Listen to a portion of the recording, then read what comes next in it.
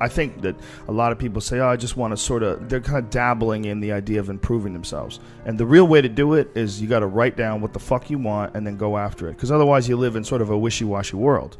You know, if you decide I'm going to get down to bang, I'm going to do this, I'm going to run a marathon in less than 5 hours, I'm going to, whatever the fuck it is, you got to write that shit down and go for it. What I tell people is the best advice I've ever heard is that live your life like you're the hero in your movie. And right now is when the fucking movie starts and your life is a shitbag disaster, like every fucking Arnold Schwarzenegger movie where he wakes up and makes a blender full of pizza and ice cream. And those guys where they're like on the brink, they put the gun in their mouth and they put it down because they see a photo of their daughter.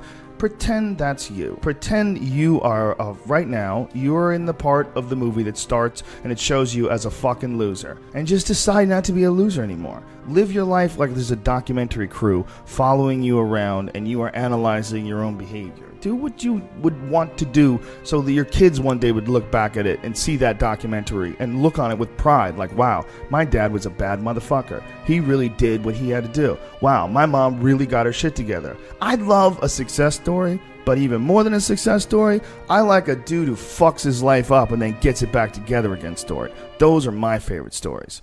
And the way to do that, you gotta write shit down. You gotta think that you are the hero in your own fucking movie, and then you gotta sit down and you gotta write shit down. Write down what you need to do. Yeah, this life is fucking me over, man. I could have had this and I should have had that. And why does this guy get that? And why does that guy get this? And all things that are completely unrelated to you. All things that you find other people's success as a downfall in your own existence.